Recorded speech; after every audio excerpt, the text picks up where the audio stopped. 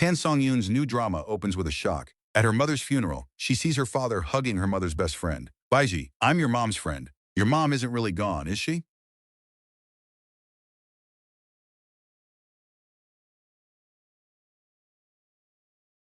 Fang Wanji had grown up in a happy family.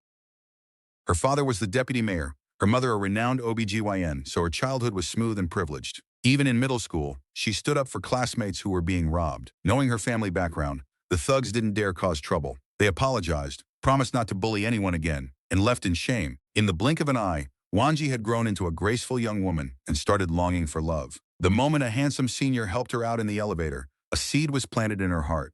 By coincidence, that senior was also a judge for the school magazine. He especially admired Wanji's work. I'd like to talk about one essay. Its title is Spring, Summer, Autumn, and Winter in a Small Town. My comment is simple, vivid, and full of meaning. That made the seed in Wanji's heart sprout, and her feelings for senior Han Bing grew stronger. At the same time, Han Bing began approaching Wanji and showing interest in her. Even her classmates could tell Han Bing was pursuing her. They told her his family was well off too, and if she wanted to date, she could give him a chance. The next day, Han Bing rode his motorcycle onto campus to find Wanji. Jogging alone? So no boyfriend? I'm local. I know the city well. Want a ride? No thanks. I heard motorcycles are dangerous and I don't have a helmet. Wanji already liked Han Bing, so she didn't turn him down. Things moved fast, and Wanji and Han Bing officially became a couple. Then one day, Wanji suddenly heard that her mother was critically ill. Seeing her mother lying there so weak, she held her hand tightly. Holding back tears, Wanji urged her mother to seek treatment at a bigger hospital in the provincial capital. Han Bing could also help contact doctors in Beijing, but her mother trusted this hospital because the doctors, director, and department heads had once been her students. To ease Wanji's emotions, her mother asked about Han Bing. Classmate, senior, my boyfriend.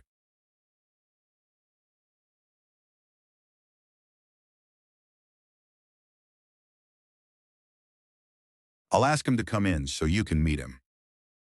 Just as Wanji was about to bring Han Bing in, she learned her father had found an excuse to send him away. When Wanji demanded an answer, her father only said they weren't suitable.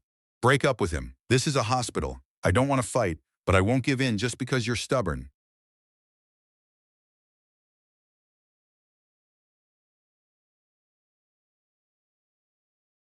Her mother could see Wanji had argued with her father and said he might have his reasons. She also hoped Wanji would discuss things with her father in the future. Then her mother told her she'd left a letter with her father. She wanted Wanji to open it only after she was gone. I won't read it. Wanji, don't worry. Even if it runs in the family.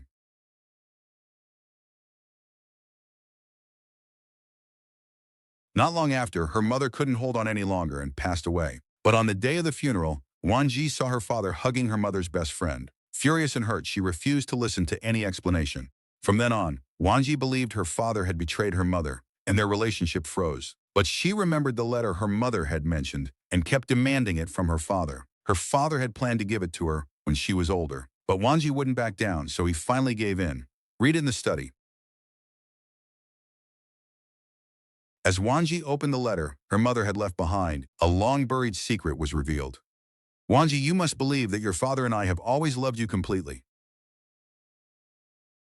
Whether they're your birth parents or adoptive parents, it's all fate. You had an agenda from the start. You liar.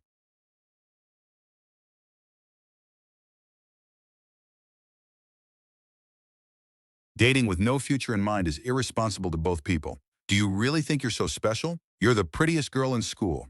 If it weren't for Meng Xiwan, why would I ever choose you? Wanji never dreamed her boyfriend was with her, only because her father was the deputy mayor. After learning the truth about her birth, Wanji planned to visit her biological parents, but Han Bing opposed the idea. He argued that her adoptive father was already grieving his wife and facing trouble at work, so Han Bing wanted her to stay by his side. I just want to know where I came from and why I was abandoned. What's there to know? They were poor. You got such great adoptive parents, you're unbelievably lucky. Go apologize to Meng Xiwan. Burn that letter in front of him and promise you'll never go back to that mountain village. After thinking it over, Wanji still decided to meet her biological family. To her surprise, her biological father was the very man who had once saved her. Her biological mother had died not long after giving birth to her. Her father didn't think giving Wanji away had been wrong. He believed it was exactly why she'd had a better life. Sending Wanji away was what allowed her to live the life she had now. Afterward, Wanji visited her two older sisters. Her eldest sister was ill, but had always missed her. When she saw Wanji, she became overwhelmed with emotion. But the second sister only wanted to use Wanji's adoptive father's influence to benefit her own child. Before leaving, Wanji left 3 envelopes with 1,000 yuan each and asked her nephew to pass them on. One for her father and one for each sister as a way of saying goodbye to the past. When Han Bing learned she'd really gone to see her birth family, he was furious. He insisted she tell her adoptive father about it. Your surname is already Fang. If you keep drifting away from Deputy Mayor Meng, you'll lose your powerful family background. A relationship between two people also links two families. Don't you agree? Things have changed too much. We need time to cool off. Let's say goodbye for now. After that fight, Wanji and Han Bing reached a deadlock. She avoided him and acted like she didn't know him. Then she heard Han Bing would recite farewell to Cambridge at the campus radio station. Unable to suppress her feelings, she went to their old dating spot. To her surprise, Han Bing was there too. Are you calm now? I admit I overreacted. But your relationship with Deputy Mayor Meng is broken. That makes it harder to convince my parents about us. But no matter how hard it is, I still want us to stay together. With Han Bing taking the first step, they reconciled. Wanji never imagined Han Bing would secretly try to drive a wedge between her and her younger brother. They weren't related by blood, but they were as close as real siblings. When Han Bing learned her brother would accompany Wanji to visit the grave, he deliberately said he'd go with Wanji and told the brother, an outsider, to stay out of it. After the brother left, Han Bing lied that he simply didn't want to go with Wanji. Then he changed the subject. He brought up the gift he'd bought for her adoptive father. This isn't tacky. It's a new collector's edition, limited to 1,000 sets nationwide. When Wanji returned home, she feared her adoptive father still held a grudge over what happened. But he'd always treated her as his own daughter and would never stop loving her over one act of rebellion. Realizing she'd been wrong, Wanji sincerely apologized at her adoptive mother's grave. Jingyu, after you left, our daughter and I were both in a bad place and my attitude was wrong too. In front of you today, I want to apologize to her. I was wrong. Only then did Wanji learn relatives from her birth family had been using her adoptive father's name to seek favors from the government. He didn't blame her. He only asked her to tell them to follow the proper procedures. Then her adoptive father brought up Han Bing, whom he had never approved of. Wanting to make a good impression, Wanji said many good things about Han Bing. Her father decided to give him a chance and agreed to meet him over dinner. When Han Bing heard Wanji's adoptive father was coming to dinner, he was thrilled. He immediately suggested asking him to use his connections to help his older brother's company. Han Bing kept talking without noticing Wanji's expression darkening. Her father had told her Han Bing's brother once tried to bribe him for special treatment. That was why he disliked Han Bing. Wanji also realized Han Bing had started approaching her right after her father rejected his brother. After what Han Bing had just said, it was obvious he'd approached her on purpose. Once exposed, Han Bing stopped pretending and admitted he'd dated her because of her adoptive father's position. Wanji accepted she'd misjudged him and ended it without hesitation. I'm lucky enough. I don't need you to change my life. You don't deserve me. We're done.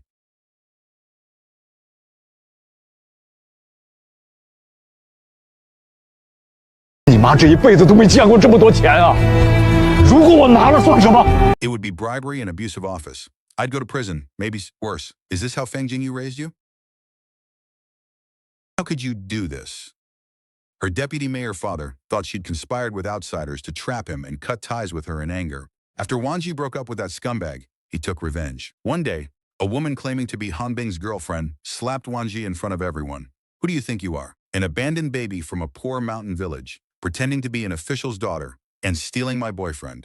你要脸吗？你男朋友韩冰。 He's my boyfriend. We grew up together and have been together for years. Aren't you ashamed to be the other woman? Wanji reacted in seconds and dumped a bowl of soup over the woman's head. The woman fought back, and the two started grappling. Seeing the woman losing, Han Bing yanked Wanji hard, making her crash into a chair. Her brother saw Wanji being bullied, lost control, and stabbed Han Bing. He was arrested for assault. Han Bing's older brother rushed over and accused Wanji of two-timing. He even threatened that if anything happened to Han Bing, her brother would pay with his life. He also used his influence to pressure the police academy into punishing Wanji. With no idea what else to do, Wanji first paid Han Bing's hospital bill. Then her brother's mother told her he'd always had feelings for her. That was why he'd acted so recklessly for Wanji and risked ruining his own life. His mother had also learned Han Bing was barely hurt and could have left the hospital long ago. If they forgive you, Dan, he'll get a lighter sentence. I found the ward, but they won't see me. They say I'm nobody. I'm just a fish seller. I had no choice, so I went to your dad. she couldn't reach Wanji.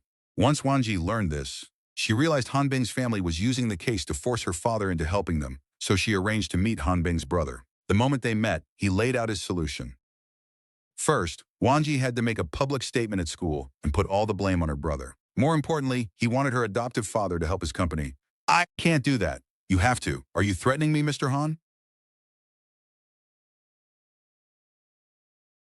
你还记得韩冰给未来的岳父送的那套书吗？拿上了，是你打开的还是弄资源打开的？ Only then did Wanji realize Han Bing had set her up from the beginning. Those so-called limited edition books were stuffed with cash. If her father refused to help them, they had a way to destroy him. Wanji went before the entire school as Han's brother demanded, but she didn't say what he wanted. She began by saying she'd known her brother since they were 8. They'd grown up and studied hard together for years. They were already family. Then she said Han Bing's approach had been calculated from the start. He only came near her for profit, and because her father was deputy mayor. Then came the cafeteria incident where her brother stabbed Han Bing. Wanji admitted it started because of her, and that her brother's actions were wrong. Afterward, his mother tried to apologize to Han Bing, but after hearing their terms, she said something Wanji never forgot. Yu Dan has admired your father since he was little. He wanted to be like Uncle Meng, so he studied hard. If we ask your father for favors, just to shorten his sentence, could Yu Dan ever forgive us? I'm his mother. I can't do that, and you as his sister can't either. His mother had little schooling, woke at 4 every morning, and worked until dark. She and her son depended on each other, yet even she could say something like that. So Wanji would never twist the truth, just to avoid punishment. I haven't opened that beautifully wrapped book set. I don't know what your brother hid inside, but I'll hand it to the proper authorities and let the discipline inspectors open it. Slander has legal consequences. What proof do you have? What they didn't know was that Wanji had secretly recorded her meeting with Han's brother. The recording might not be admissible in court, but the disciplinary authorities could still use it as a lead for further investigation. Wanji also openly admitted she was an abandoned baby from a poor rural family. She'd been lucky to be raised by loving adoptive parents and receive a good education in life. But before she could repay her adoptive mother, she fell ill and died. I made the mistake. I shouldn't drag anyone else into it. So I solemnly declare, teachers and students, please be my witnesses. Whatever I, Fang Wanji, have done in the past or will do in the future has nothing to do with Deputy Mayor Meng. As for the stabbing case, Wanji was willing to take responsibility and even asked the school to expel her. But she begged them to keep her brother's student status. Who are you people? Why are you dragging a young girl away? Wanji, don't be afraid. I've called the police. After arriving in Shenzhen for work, Wanji found a job as a kitchen helper. She was educated and had beautiful handwriting, so she was well liked. Even the boss's son took a fancy to her. Meanwhile, after learning the whole story, Wanji's adoptive father went to the school to demand justice for her. He then went to Shenzhen and found her. Earlier, Wanji's brother had stabbed her scumbag ex-boyfriend while defending her. Wanji pretended to accept the brother's condition to blame her younger brother in front of the whole school. But instead, she publicly exposed the ugly truth about the 2 Han brothers. Afterward, fearing the cash hidden in the books might ruin her adoptive father's career, she boarded the fastest train home. But Han Bing's brother showed up and threatened her for the recording. Hand over the tape. I'll stay out of your brother stabbing Han Bing. Don't push your luck, Fang Wanji. If you've got the guts, kill me.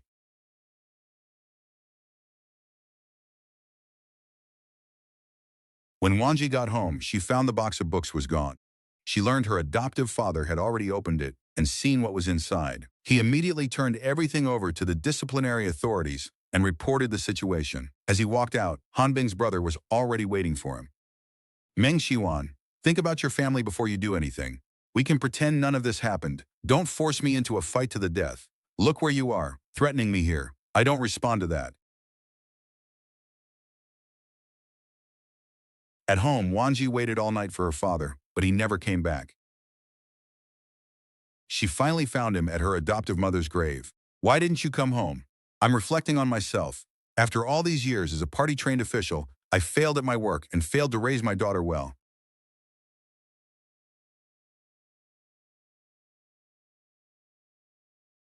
Her adoptive father now believed Wanji had teamed up with outsiders to trap him for money. Heartbroken, he told her word by word that the box of cash she brought home was more money than he and his wife had ever seen. If I took it, what would I be? That's bribery and abuse of office. I could go to prison for it. Is this the child Fang Jingyu raised? How could you do this?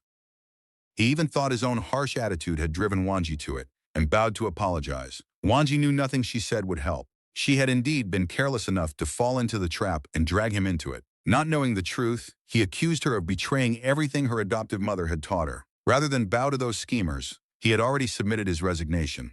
As long as I stand one more day, the Han family won't get a cent of public money through me.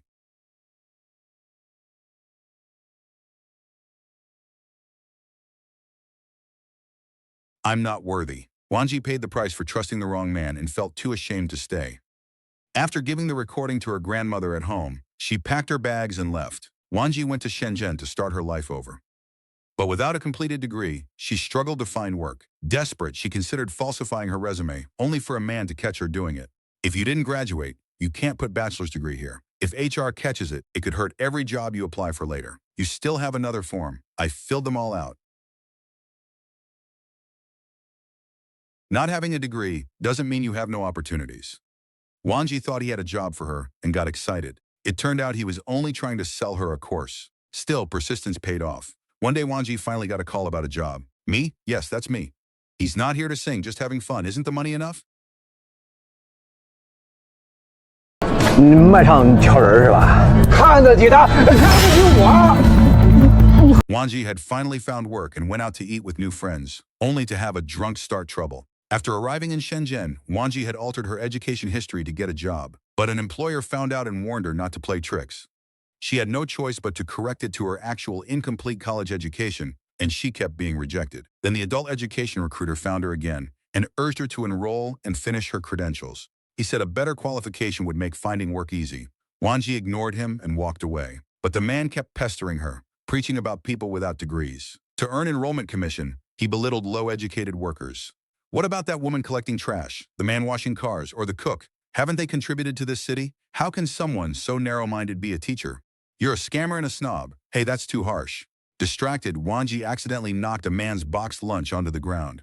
Feeling guilty, she followed him, determined to compensate him. That led to her first job in Shenzhen. The man was Liu Ju, who ran a construction site canteen with his father. The site manager hated all the misspelled signs they wrote because they had little education. Look at what you've written here.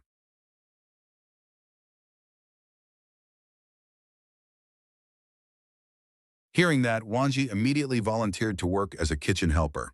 She promised there would be no more spelling mistakes in the canteen. And just like that, Wang Ji became a kitchen helper at the construction site. When she reached the dorm, a fiery woman threw all her luggage outside. I'm newly hired. Liu sent me. I don't care who sent you. I don't agree.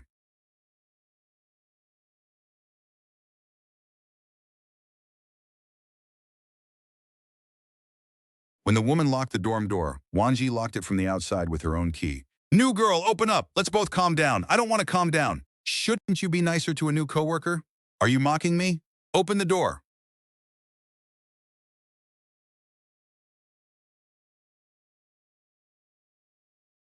The two were at each other's throats from the very first meeting. Luckily, another woman from the dorm arrived and eased the tension. Her name was Li Huan, a warm and straightforward woman from northeast China. After hearing what happened, she criticized the woman in red for throwing Wang Ji out. There were only 3 women on the whole site, so they should get along.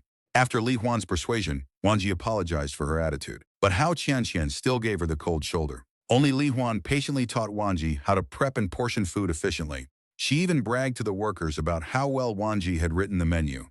After work, Li Huan would thoughtfully save food for Wang Ji. When Wang Ji was too exhausted to stand straight, Li Huan told her to rest while she cleaned up. With Li Huan's help, Wang Ji quickly got better at the job. But when more workers lined up at her station, Hao Qianqian got jealous. Why does everyone line up over there? Haven't you noticed? She gives service with a smile. Service, big deal. When the cook later assigned duties, Qianqian grew even more resentful of Wang Ji. She and Li Huan got the hardest prep work. But newcomer Wang Ji got the easiest job, buying groceries. 刘大爷，这个安排不公平吗？你跟刘柱以前认识啊？ No, I met him at the job market. Then he must like you. Old Liu has always wanted his son to bring home a wife. You're the target. After learning Liu Ju liked her, Wang Ji pretended to get car sick and refused to go shopping with him, giving Qianqian the chance instead. Li Huan could tell the car sickness was just an excuse. Wang Ji explained she was new and shouldn't always take the easiest tasks. Besides, she lived with Qianqian every day. If Qianqian kept treating her badly over work assignments, neither of them would be comfortable. Wanji could also tell Qianqian had probably had a hard life. Maybe she'd never been cared for or even pitied growing up. Since both had suffered, Wanji was willing to give her more patience and care. Qianqian overheard this from outside and burst into tears. No wonder you're a college girl. How can you see what's in people's hearts? I'll treat you gently.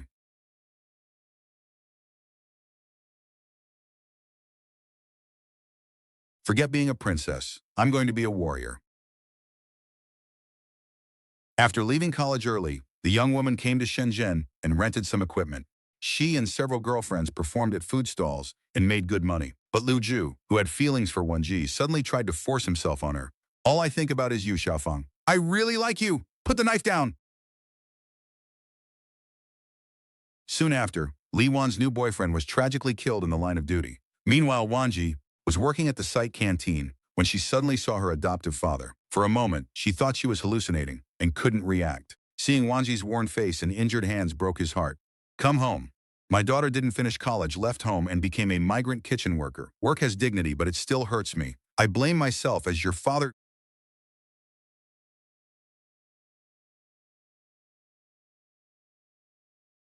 Her adoptive father had already learned the whole truth and knew he'd misunderstood Wanji. After going to her school to seek justice, he got her Shenzhen address from a close classmate and rushed there. His resignation hadn't been accepted, so he was still in his original post. Han Bing's brother was under investigation, and Wanji's recording had become key evidence. But her younger brother, who stood up for her, was sentenced to 3 years.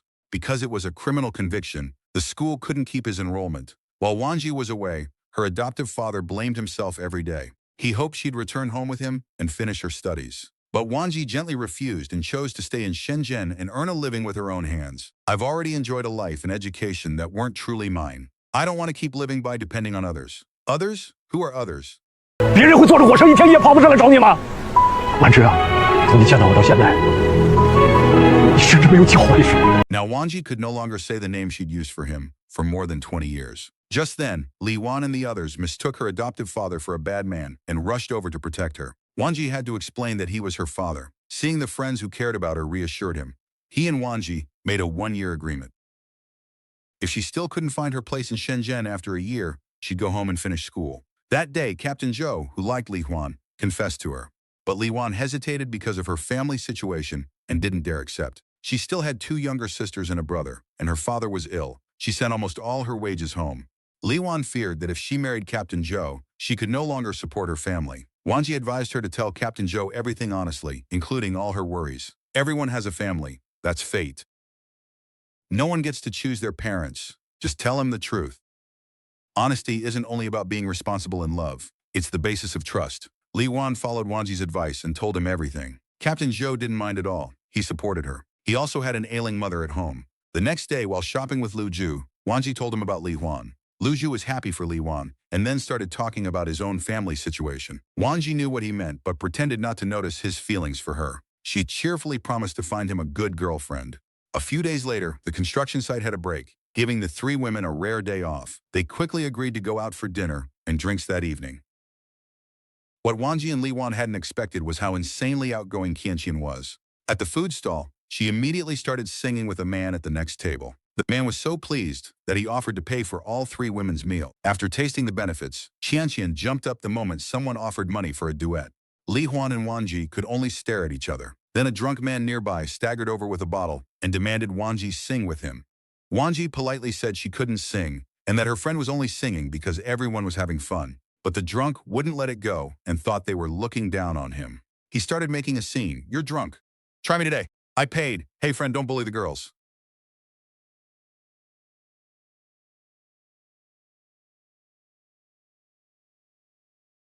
Who the hell are you? Hey, why are you hitting people?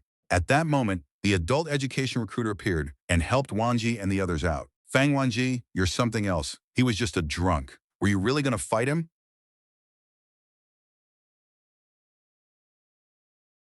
Now I know why you never finished college. Were you expelled for fighting? Wanji had been about to thank him. But after hearing that, she changed her mind and pretended not to know him. That customer harassed Li Wan. She already showed restraint by not calling the police. If she had, it wouldn't be my problem. But you didn't call the police. A customer complained, so I have to deal with it. Li Wan is still on probation. One complaint means dismissal. It's written clearly in the contract. You're an HR manager and a woman. Shouldn't you protect your employee?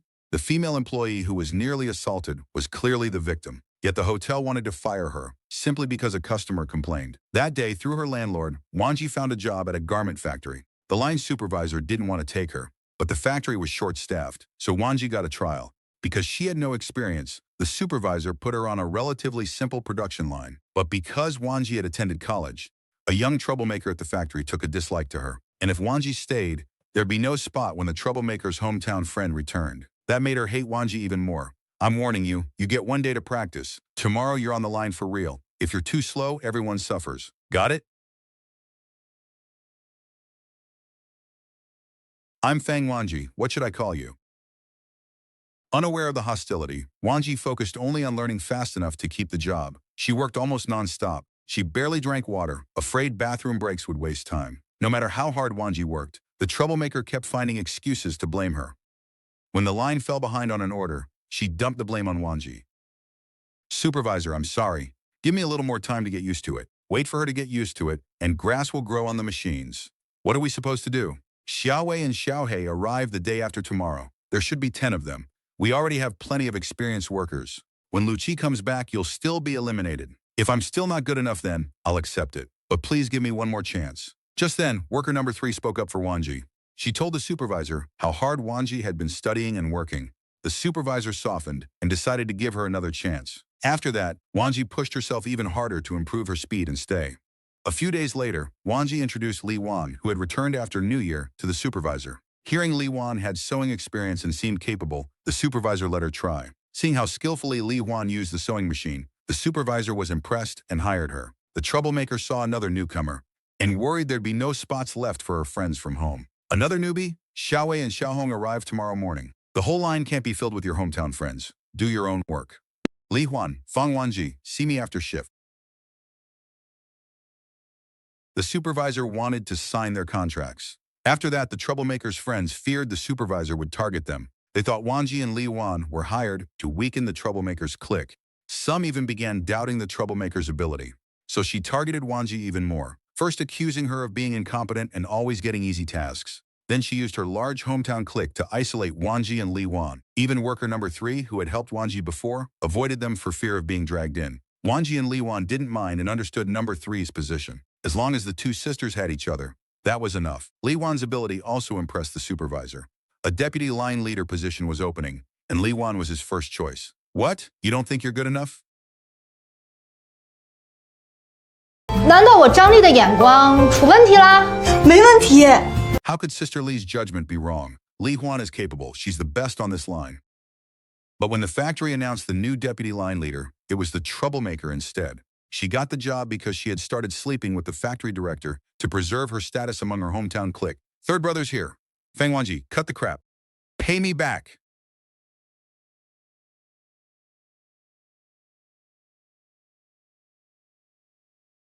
To get rid of her parasitic second sister, Wanji hired people to stage a scene. She had recently discovered that the daughter her second sister had been searching for was worker number 3, the girl who'd once helped her at the factory. Wanji meant to help, but once her second sister got the address, she rushed to Shenzhen and demanded money. Earlier, after Wanji and Li Huan started at the garment factory, the supervisor had originally planned to promote Li Huan to deputy line leader. But the troublemaker, who disliked them, slept her way into the position instead. Once promoted, she constantly targeted Wanji and Li Huan, even inventing faults in Li Huan's work. At first, Li Huan thought she'd really been careless and sewn the pants wrong. Then Wanji sensed something was off and hid nearby. She caught the troublemaker deliberately damaging pants and blaming Li Huan. So the next time the troublemaker attacked Li Huan, Wanji exposed the truth. Unfortunately, more than half the line workers were from the troublemaker's hometown. Even number 3, who had seen everything, lied that she saw nothing to protect her own job. You're trying to frame me with others now? Fine, let's go to the director. Don't push me. You hit Sister Lan? Get her. Who dares? Hearing the commotion, the director rushed over.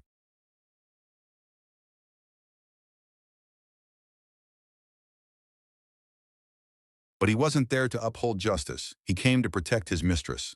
In the end, both Wanji and Li Wan left the garment factory. Afterward, they took all kinds of jobs just to survive in huge Shenzhen. But for one reason or another, none lasted long.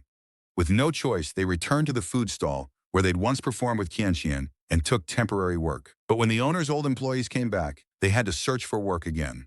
Soon they found jobs cleaning guest rooms at a hotel. While cleaning, Li Wan noticed a male guest looking at her in a disturbing way. Because he was an important hotel client, she chose to endure it. That night, the creep claimed there were mosquitoes and asked Li Huan to bring mosquito coils to his room and light them. As soon as she entered, he shut the door and offered her 200 yuan for sex. Hurry up, be nice. Move away from the door. Don't be so fierce, sweetheart, I really like you. Get lost. Sit over there. Move.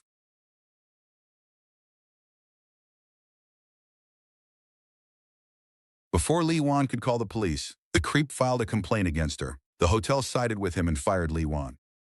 Wanji protested on her behalf, but the hotel insisted it was following policy. Seeing that, Wanji resigned too.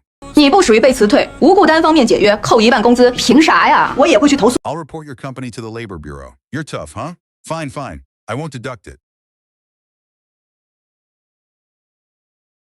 I'll pay you just to get rid of you. When Wanji went downstairs, she found her adoptive father waiting there. She missed him terribly after so long, but still couldn't call him dad.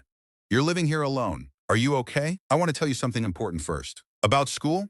We already discussed it. I'm not going back.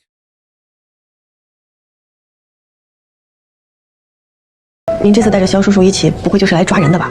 这属于假公济私啊！ In fact, her adoptive father had joined an inspection delegation, mainly because Wanji was in Shenzhen and he wanted to see her. He also brought her a proof of study document that could help her find better work. Wanji was deeply moved and grateful for everything he'd done. But even when he left, she still couldn't bring herself to call him dad. She felt too guilty toward him, making that single word feel impossibly heavy. Perhaps one day Wanji would finally let go, and father and daughter would truly reconcile. And that wasn't all her adoptive father did for her. He knew Wanji would refuse any money he gave her. So while she wasn't looking, he secretly tucked it into her bedding. That's great. I know you need money. Tomorrow we'll go to the post office and send it back. Will he really take it? Keep this 20,000 for now. I only have one request.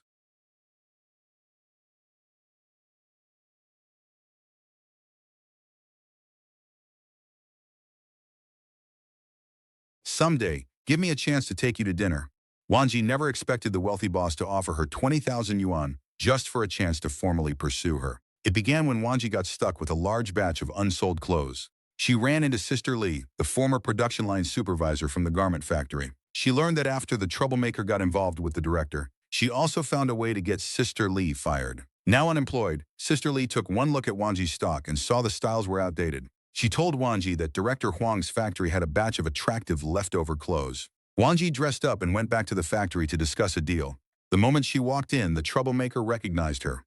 So while Wanji was talking business with Director Huang, the woman barged in to interfere. She got fired and holds a grudge. She's here for revenge. I already called the police. Wait, this fabric is nice. 我是曾经在这厂子干过几天，但是今天我是来谈合作的。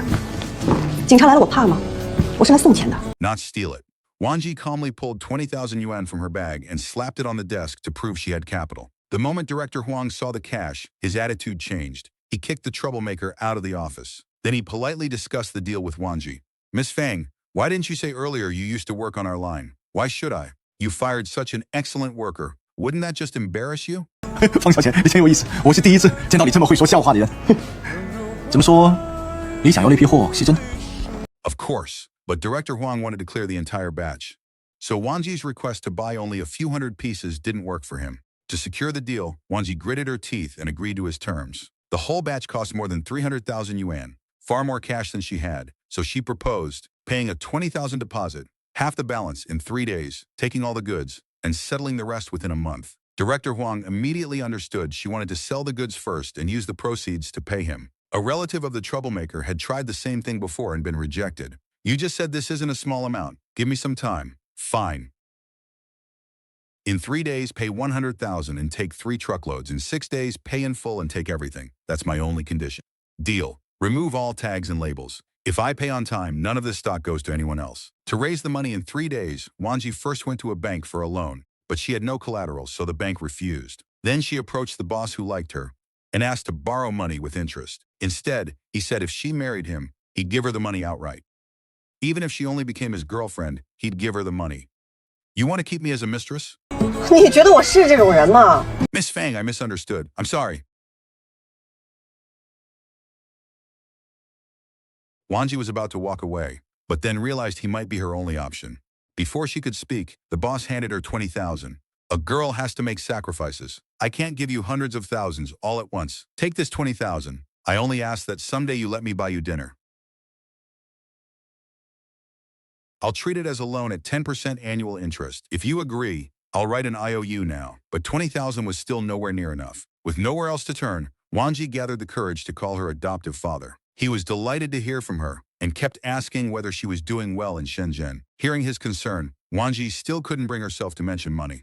She knew he was an honest official, and even the 30,000 he'd given her before had taken him years to save. So she only reminded him and Grandma Yu to take care of themselves, then hung up. While Wanji worried about the payment, Li Huan suggested asking Gao Xiang. Wanji put aside her old prejudice against him and politely asked for his help. But although Gao Xiang had been promoted to vice principal, he didn't have that much cash either. Wanji hadn't expected that not only would he refuse to lend her money, he'd lecture her endlessly about taking such a big risk without enough capital. Unable to stand his nagging, Wanji got up to leave.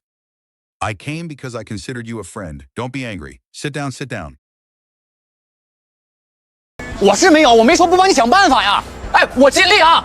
In the end, Gao Xiang borrowed money from several students and helped Wanji cover half the payment. But even after getting the stock, business was terrible.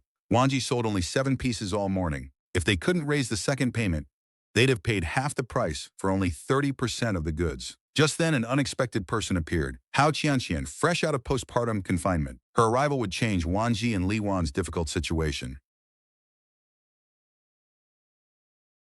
With Dongmen Market about to be renovated, Wanji decided to open a new business chapter with Li Wan. Later, Director Huang asked Wanji to invest in his business. Not long after she put the money in, he ran off with it. In an instant, all the money Wanji and Li Wan had worked so hard to save vanished. Honestly, part of this is my fault. I saw something wrong with Huang Yaodong, but I didn't warn you strongly enough. I just hope this setback doesn't crush you. Earlier, after Qianqian returned to Shenzhen, the 3 sisters had reunited. Wanji came up with the idea of packaging Qianqian as a Southeast Asian singer to help sell their clothes. She immediately went to the street office manager and created a fake public persona for Qianqian. She promised Qianqian's performances could draw big crowds over the next few days. That finally convinced the street office to let them hold a promotional sale. With Qianqian's beautiful singing and outgoing personality, a crowd quickly gathered. The usually deserted street became lively. Most importantly, Wanji's sales finally took off. But that night, the man who'd harassed the sisters at the food stall returned with some thugs. Last year it was 20 yuan a song. Today I'll pay 100. You've got the wrong person. Wrong? I know my own woman. 表现不错呢啊！哎呦，装什么东南亚歌星啊！我出200，来。 Seeing trouble brewing, Gao Xiang stepped in to defend them. The man didn't take him seriously and even tried to attack him. At the critical moment, Wanji's nephew appeared in military uniform. Several fellow soldiers were with him. I know you're drunk, not serious. Apologize and I'll let you go. Okay, I drank too much. Captain, I was wrong.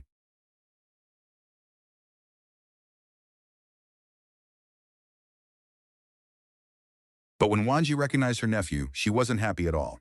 Because he'd asked her for money before, she still disliked him. He didn't mind. He quietly stayed nearby with his comrades to protect Wanji and the others. Whenever Wanji needed help, he stepped in without hesitation. Then Wanji saw him stuffing money from their sales into his own pocket. Any good impression she'd just formed vanished instantly. Only after closing did he hand all the money to Wanji, and she realized she'd misunderstood him. You helped me all day. I can't let you work for nothing. Here, take the guys to dinner. I'm telling you, don't take 1 extra yuan from me.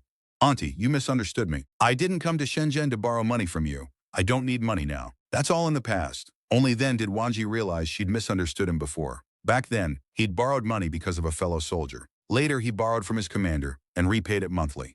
I'll pay it for you. You shouldn't owe the commander. It's an agreement between soldiers. I can't change it.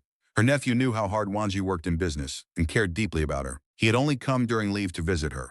The next day, the promotional sale continued. With Qianqian singing, Wanji's sales multiplied several times over. Even rival trader Goldtooth came to ask where Wanji sourced her goods. Where do you buy from? Sorry. Trade secret. Still, even with rising sales, they were far from raising the full payment. So Wanji planned to ask Gao Xiang for another idea. Before she could speak, Gao Xiang said one of the students who'd lent him money urgently needed it back. Wanji was too embarrassed to ask him for more help. While she worried, a girl from the neighboring tea stall mentioned that Goldtooth's clients were mostly wholesalers.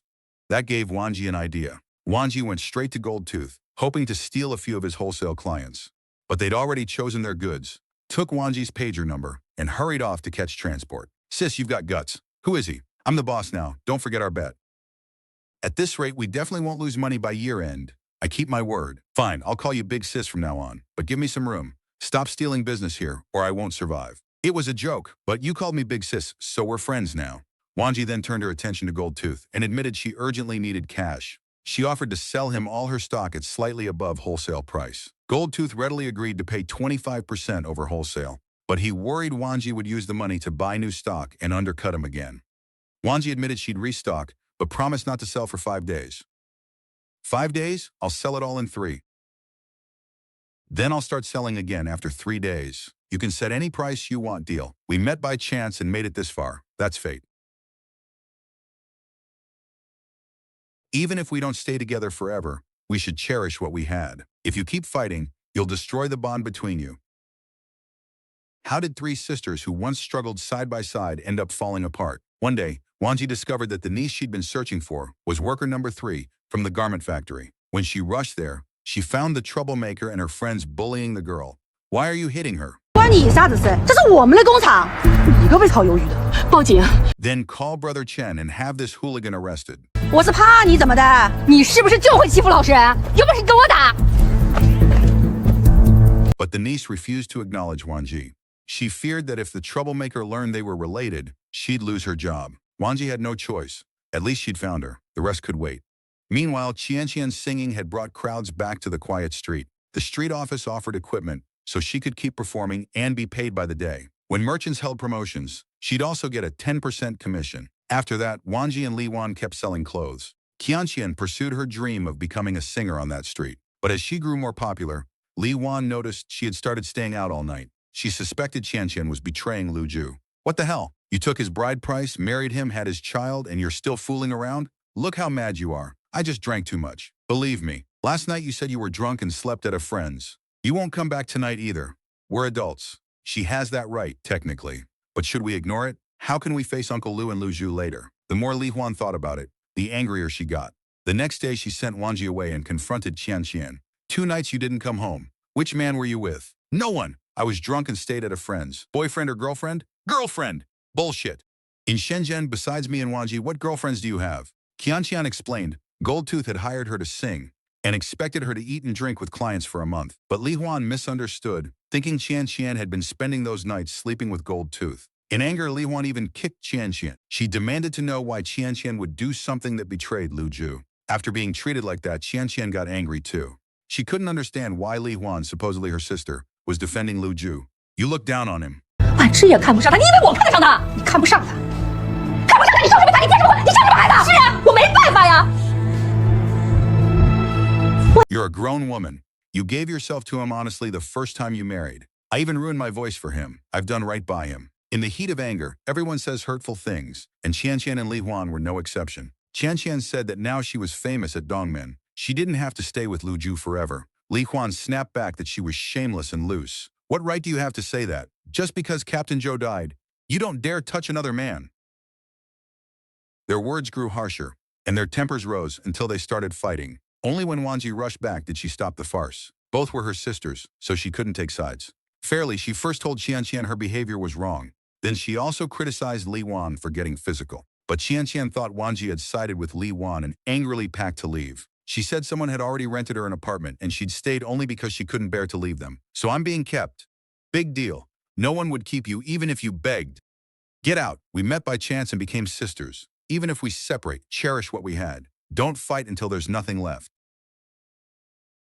In the end, Qianqian packed up and left. Afterward, Li Wan broke down in tears. Wanji couldn't understand how 3 close sisters had ended up like this. When Qianqian's contract ended, she came to find Wanji and Li Wan. Li Wan gave her a cold look and walked away. Qianqian knew Li Wan was still angry, so she didn't mind and instead opened her heart to Wanji. Lu Ju had been contacting her constantly, asking her to return. She missed her child so much she cried every night, but she knew she couldn't go back, because Qianqian had fallen in love with another man. Wanji was stunned and thought she meant Goldtooth, so she tried to stop her. After all, both of them had families, and that would be wrong. But Qianqian's lover wasn't Goldtooth. She firmly believed she'd found true love. She kept asking Lu Ju for divorce, but he refused. So Qianqian asked Wanji not to tell Lu Ju anything if he came to Shenzhen looking for her. Qianqian also knew Li Huan had acted that day because she cared about her. We'll take it slowly. In this world, I don't have any other family left. Your support means so much to me. Don't worry, Joe won't hold a grudge. Wanji, something's off with you. How old is this CEO? 50, 60? About my age. He seems cold, but he's decisive and broad-minded at work.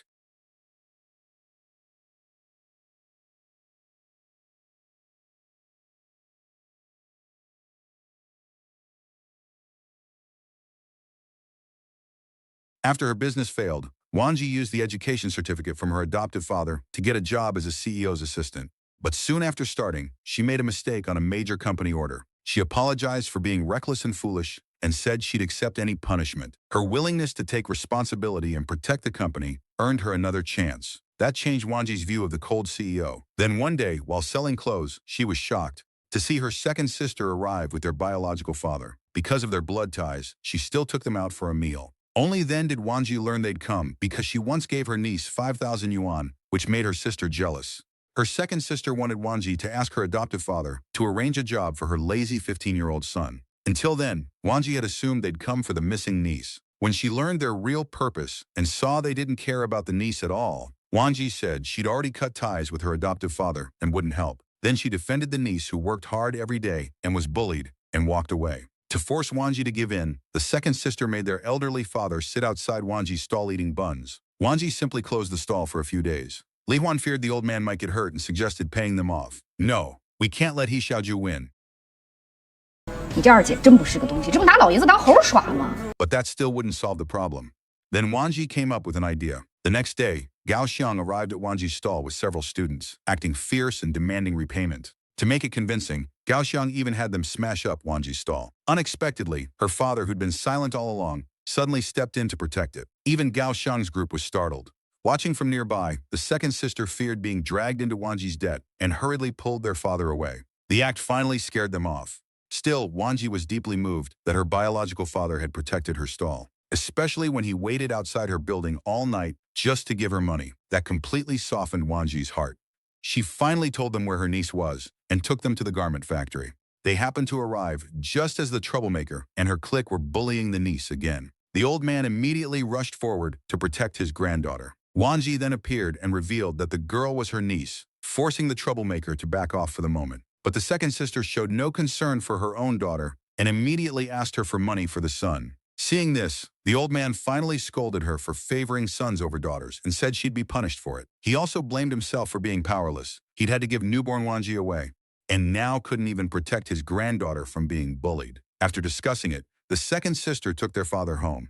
Because her relationship with Wanji had been exposed, the niece lost her job. Wanji worried because the niece still shared housing with the troublemaker's hometown friends and asked her to move in. Auntie, I don't want to. Those roommates are all Ainan's friends. Aren't you afraid they'll bully you? I'm not that easy to bully.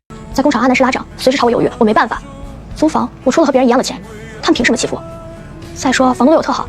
If anyone bullies me, the landlord won't allow it. The niece also refused to work with Wanji. Wanji thought she'd heard about the fake debt from her mother and was afraid of getting dragged down. But the niece could see Wanji's business was doing well and knew she wasn't really in debt. She knew Wanji had been abandoned as a child. Then, after the family learned her adoptive father was deputy mayor, they kept coming to her for favors and money. The niece couldn't interfere with those family matters. All she could do was refuse to become another poor relative weighing Wanji down. Shenzhen was huge. She believed she could find a place for herself. She only had one request, to borrow 300 yuan from Wanji. Only then did Wanji understand why her second sister had left so willingly. The niece had given her all 20,000 yuan she'd saved. 20,000 bought my freedom. Worth it. Come work with us. I don't want to burden Auntie. Our stall gets busy at night and we sort stock after closing. I can't work night shifts. Why so picky? Wanji wasn't refusing because of the money.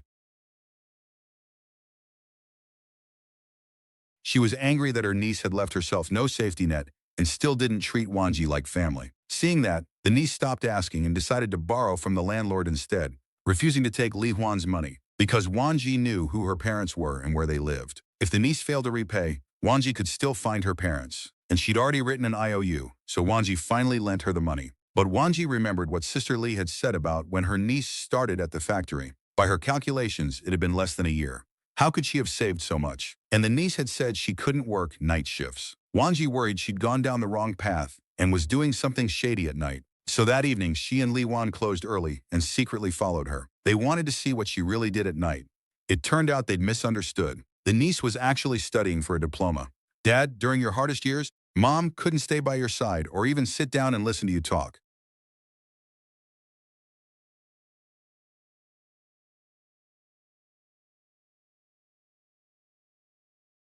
After everything she'd been through, Wanji finally understood and called him Dad after all those years. On Lunar New Year's Eve, Qianqian suddenly came to Wanji.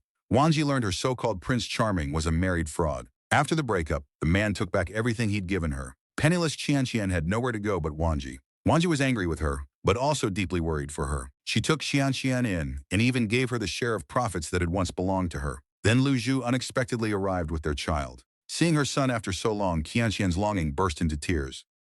Even toward Lu Zhu, she no longer showed the old disgust. The three of them stayed and shared a reunion dinner at Wanji's place. Li Wan, who had gone home for New Year, had returned early because she didn't want Wanji to be alone. When she saw Qianqian, she still felt awkward. You're all the people closest to me. It's New Year today. Let's have a proper reunion meal. Lu Zhu, you're good with a knife. Chop the duck.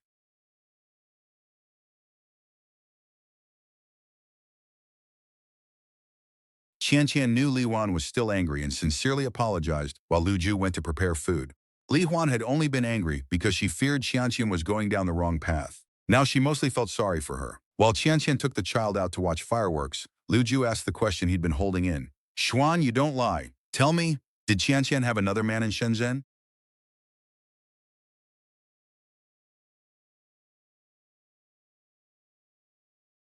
Seeing Li Wan hesitate, Wanji immediately kicked her under the table. Li Huan didn't tell the truth. She claimed Jian Qian had been working hard the whole time. That finally reassured Lu Zhu, who took Qianqian and their son home. After New Year, Dongmen Market began a 2-year reconstruction project. Li Wan suggested Wanji use those 2 years to go back and finish her degree. But Wanji wasn't satisfied with that. She decided she and Li Huan would survey business opportunities all across Shenzhen. After looking around, they found the malls mostly sold major brands, and they didn't have enough capital. Just then, Director Huang planned to create his own brand and wanted to cooperate with Wanji. At first, they hesitated because Director Huang's character was questionable, but his designs looked good and had market potential, so they decided to trust him once.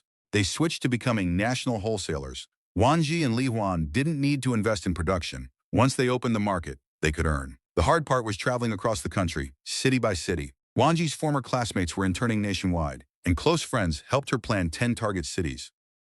She would handle south of the Yangtze River, while Li Huan handled the north. In every city they visited, a classmate would meet and help them. Soon, after their exhausting expansion, the profits became substantial. Li Huan cried with excitement when she saw the money. Now her younger siblings wouldn't have to worry about tuition, and she could soon bring her mother-in-law over and care for her. On July 1 that same year, the whole nation celebrated Hong Kong's return. Wanji and Li Huan joined countless Chinese people in celebrating the historic moment. They also took a treasured photo that day. Later, Director Huang proposed deeper cooperation. I've decided to go all in. What's all in? It means putting everything into it. Did I get that right, Boss Huang? Exactly. Having already made good money, Wanji trusted Director Huang and agreed to invest. She even borrowed several million yuan from the bank as an advance payment. But Gaoxiang sensed something was wrong. Director Huang's factory had operated for years. Its raw material channels were stable, and no new equipment was needed. Aside from designing new products, there were few major expenses. There was no reason to demand such a huge advance from distributors. But Wanji wouldn't listen. She thought it was normal for Huang to recover some cash. 4 million up front is too risky, and 3 million of it is borrowed. As the national distributor, shouldn't I stand with the manufacturer? The national market? Well, when you put it that way, if you surrender, whenever life knocks you down, you'll only suffer more. Whenever I felt I couldn't keep going, I pushed a little longer and made it through.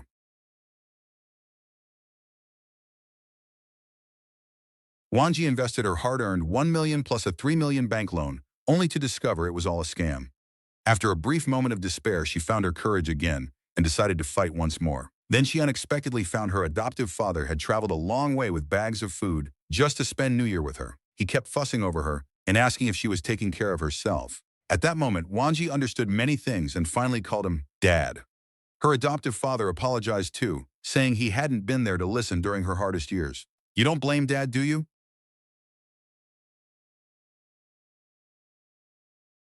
On that joyful New Year's Eve, the distance between father and daughter finally disappeared. Just as they were about to eat, Gao Xiang arrived with news about Wanji's niece. He'd tried everything, but couldn't locate her, so he'd left messages through several clues.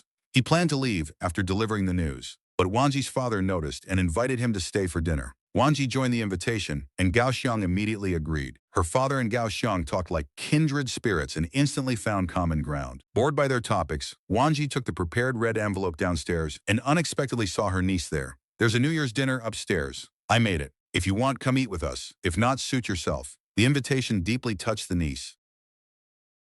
No one had cared about her growing up. She never expected someone in Shenzhen would. Silly girl. Happy New Year.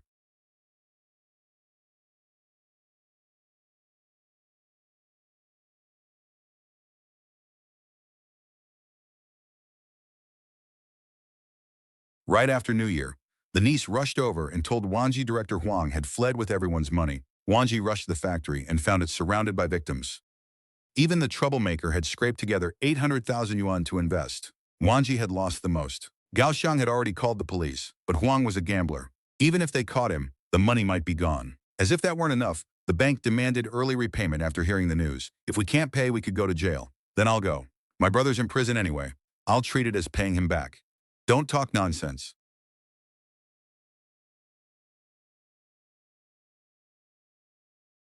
At Wanji's lowest point, her niece arrived with luggage and moved in. The moment she entered, she tidied the whole house. She even called Wanji auntie for the first time. Then she handed over more than 10,000 yuan she'd saved through hard work. The niece remembered that back home, her uncle had always treated her best. And after she came to Shenzhen, Aunt Wanji had treated her well too. So she wanted to do her part. Auntie, I didn't resent you before. I just didn't want to burden you. Now that you're in trouble, remember you have family.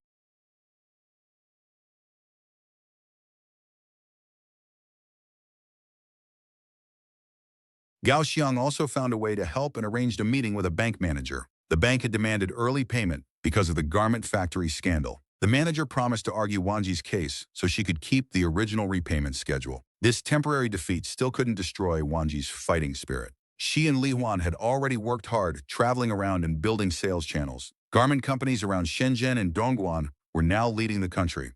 There was also a price gap between the special economic zone and inland markets. So Wanji and Li Huan decided to approach major garment factories. Even big brands with established distributors didn't always use exclusive contracts. If they could win agency rights, they could turn things around. Wanji and Li Huan threw themselves into securing those deals. After a full year of effort, they'd earned more than $1 million, with $2 million still left to repay. They believed they'd soon reverse their fate. It's your zodiac year. Maybe this hardship was destined. Captain Zhou died during my zodiac year too.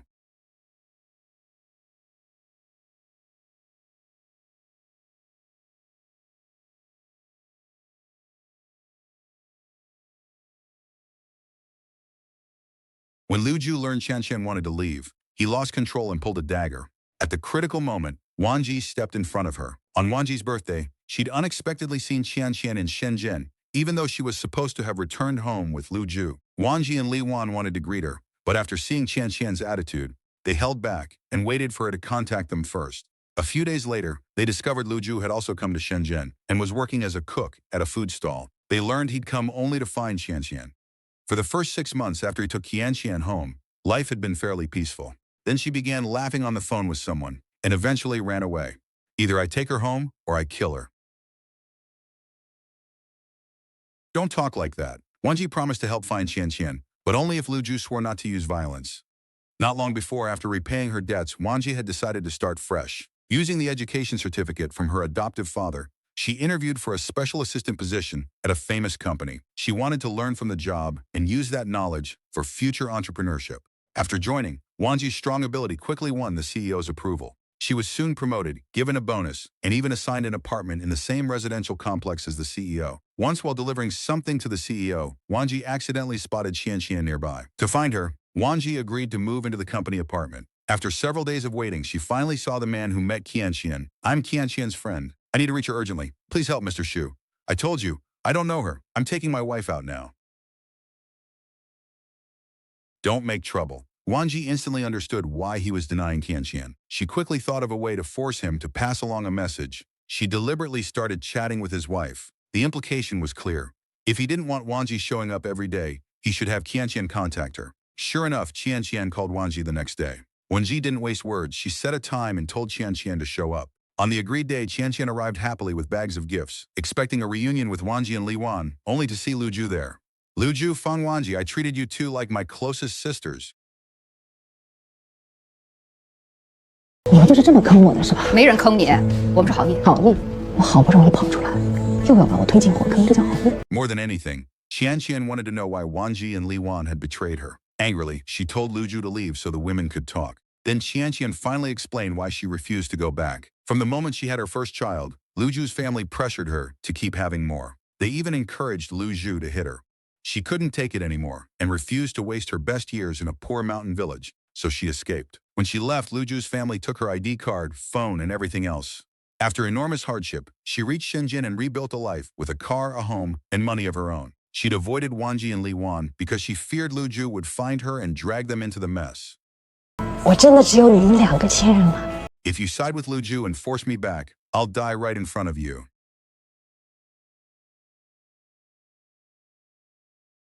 Don't talk nonsense.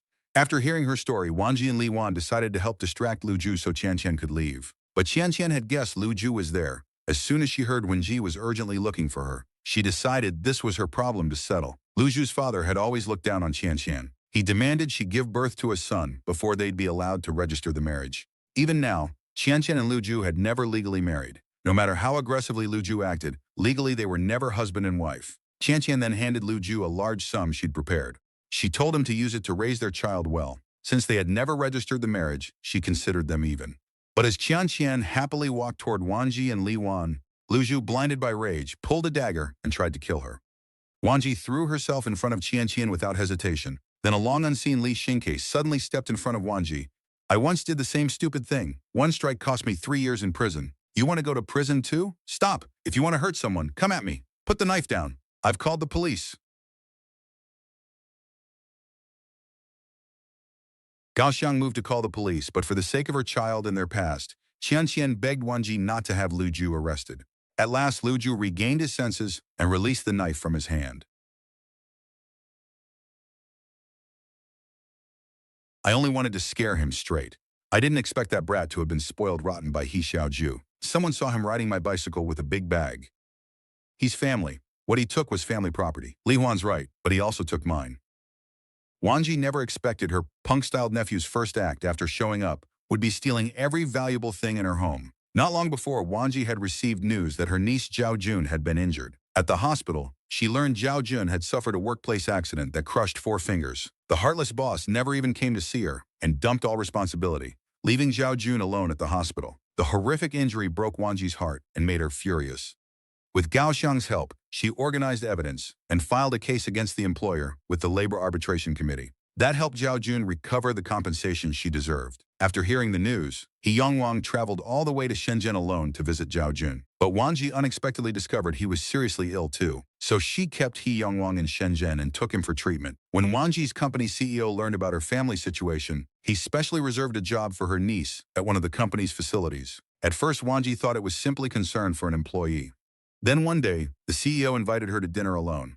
I brought something from the same year you were born. It took me a lot of effort to find it.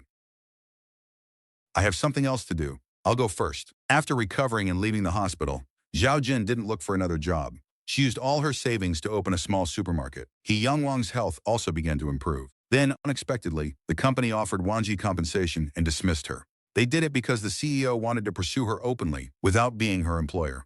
Wanji had no romantic feelings for him and rejected him. Then she spotted a new opportunity and decided to start another business with Li Wan, this time in toys. With a baby boom underway, demand for toys was obvious.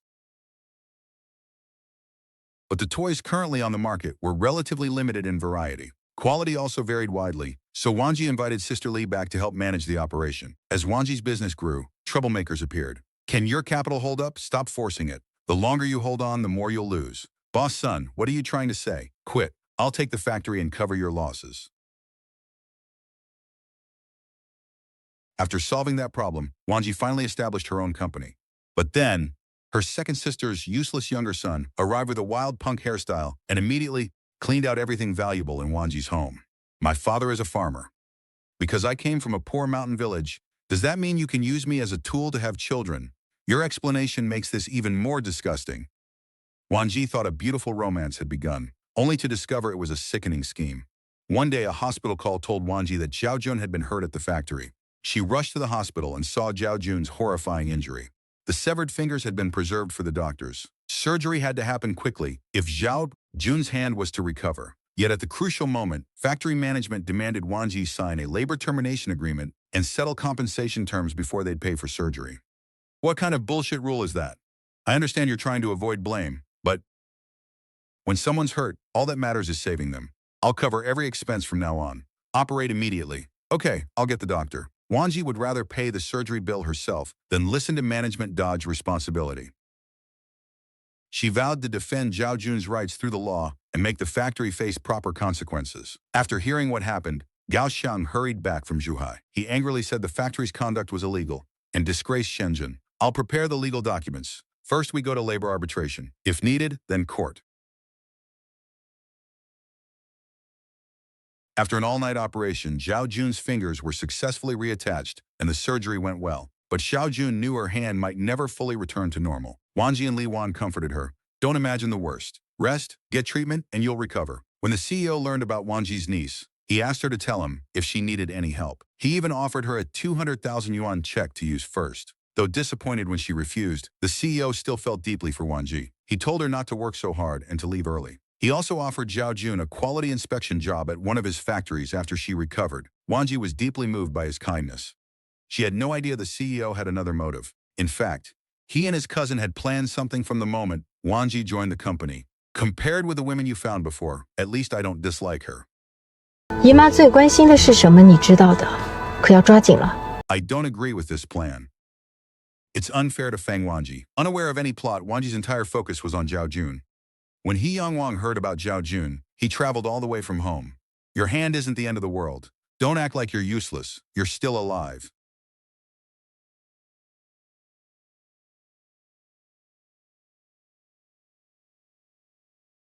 The doctors had reattached her fingers. Seeing Zhao Jun stable, He Yongwang left the money he'd painfully saved and prepared to go. Following him, Wanji suddenly saw He Yongwang coughing up blood. She learned he'd been feeling unwell for some time. Doctors back home had even told him he might not have long to live and should prepare for the worst. If it weren't for your eldest sister, second sister, and sister-in-law, I'd have left long ago. I wouldn't even have gotten to see Zhao Jun. Wanji still resented him for abandoning her, but she couldn't bear to ignore him. She immediately took leave and brought him to the hospital for tests. Fortunately, the results showed only ordinary pneumonia. He Yongwang also smoked cheap cigarettes constantly, which had caused the bleeding. Relieved, Wanji confiscated every cigarette he had. She promised that if he quit smoking, she'd forgive what he'd done years ago. You really can forgive your old dad? One day Li Huan had factory business to handle, so Wanji took leave to accompany He Yongwang to a follow-up exam. He Yongwang mistakenly assumed Li Huan was Wanji's employee. Even after Wanji explained that Li Huan was her closest sister, He Yongwang kept warning her that now her business was successful and making real money. She shouldn't leave the old business in the hands of Li Huan, who wasn't related by blood. He kept insisting blood relatives mattered more. Are blood relatives automatically good? Never say that again or I'll get angry. Fine, fine.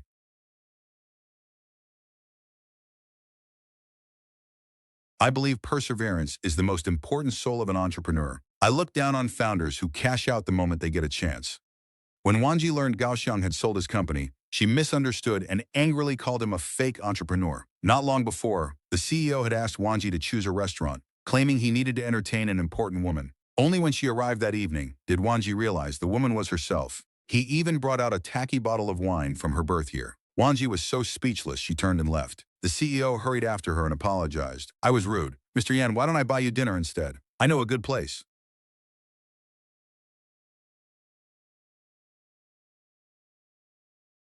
The CEO had never been to a place like that and felt awkward at first. But for Wanji, he pretended to enjoy it. That night, they officially became a couple. Wanji even invited him to come taste her cooking sometime. After setting a date, Wanji pulled Li Huan in to help prepare. After all, their first real date had to be taken seriously. Deep down, Li Huan still hoped Wanji would end up with Gao Xiang, but since Wanji was dating the CEO, Li Huan could only give her blessing. Once everything was ready, Li Huan planned to leave early and give them privacy. Then Wanji's adoptive father called and invited her to dinner. Knowing he rarely came to Shenzhen, Wanji planned to cancel her date with the CEO. Li Huan thought it was the perfect chance to let her father evaluate the CEO too. When the CEO met her adoptive father and learned he was Wanji's father, he froze. Because during morning exercise, he'd previously met He Yang Wang and heard from him that he was Wanji's father. Though confused, the CEO still greeted her adoptive father politely. But when her adoptive father handed over his business card and introduced himself, the CEO looked shocked and uneasy. Wanji assumed he was simply surprised. But while she was in the kitchen for only a few minutes, the CEO found an excuse and left in a rush. No matter how many times Wanji called, he didn't answer and eventually turned off his phone. When she went to his home, she learned he'd returned to Hong Kong overnight. The sudden change left Wanji completely confused. Before she could figure it out, Gao Xiang arrived with gifts. I have something else later. I need to leave before 8. Once I go, you two can stay here and talk things through slowly, okay? I invited Xiao Gao. The moment Gao Xiang entered, he instinctively started helping and chatted easily with Wanji. Her adoptive father clearly wanted to bring the two of them together. But the next day at work, Wanji was told the company wanted her to resign voluntarily. All these sudden changes had begun when the CEO met her father.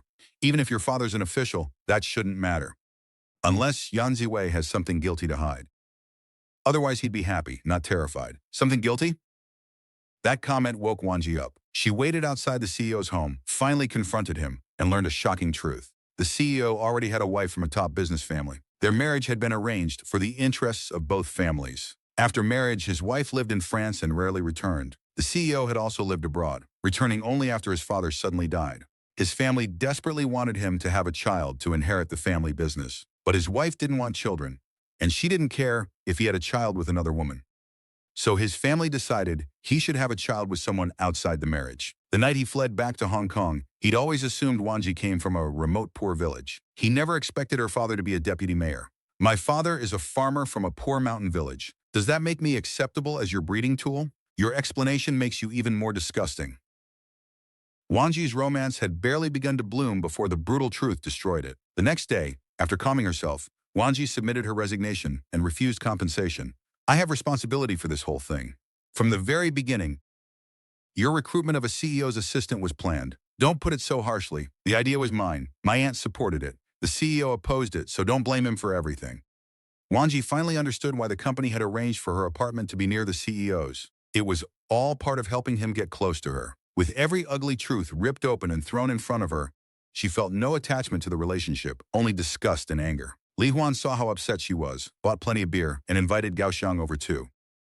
After several drinks, Li Huan asked Gao Xiang why he clearly liked Wanji but never pursued her. Gao Xiang admitted that he did love Wanji. He hadn't pursued her because a failed relationship in the past had left him afraid to try again.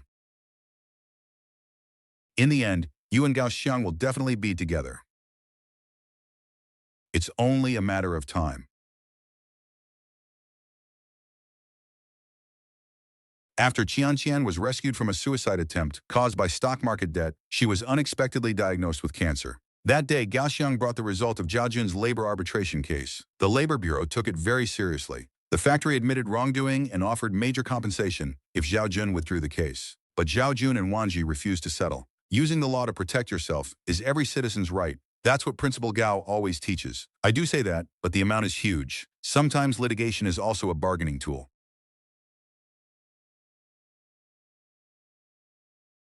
Zhao Jun knew not every migrant worker had an aunt like Wanji to stand behind her. So she'd rather give up the money than let the factory escape without a lesson.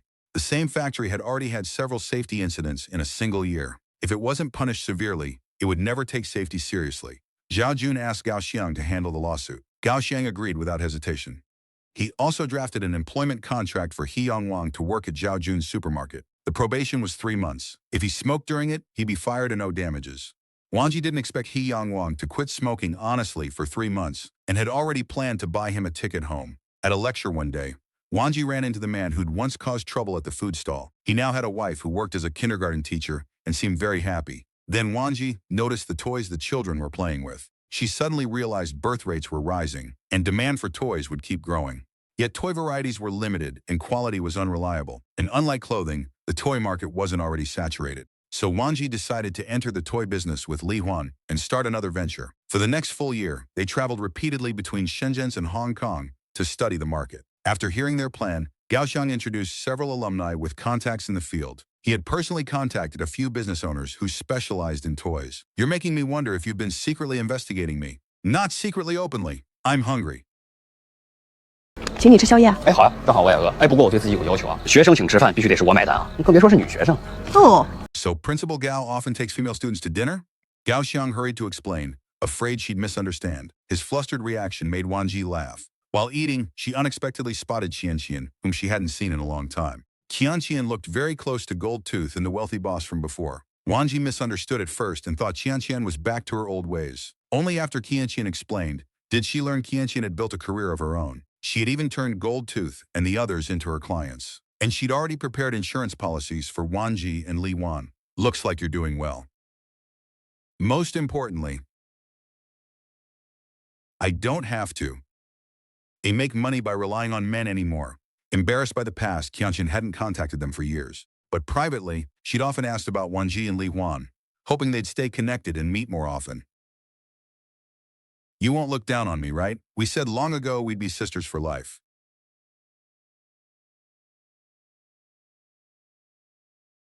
Soon Wanji's toy factory was ready to launch and began recruiting more workers. Although Zhao Jun focused on her supermarket, she decided to invest in Wanji's factory. Then Wanji learned He Yongwang had secretly taken 3 packs of cigarettes. She assumed he hadn't changed at all and angrily threatened to fire him. He Yongwang quickly produced the hidden packs and explained he only held them to satisfy the craving. He'd even left money for the cigarettes by Zhao Jun's bed.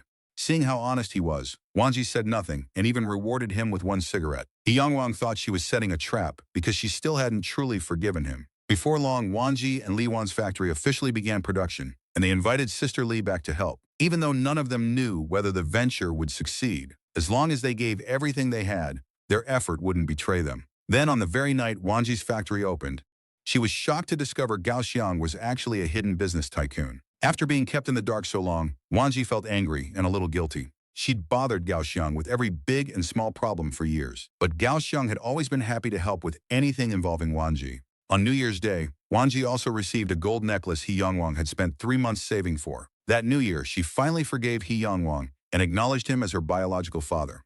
Happy New Year, Dad.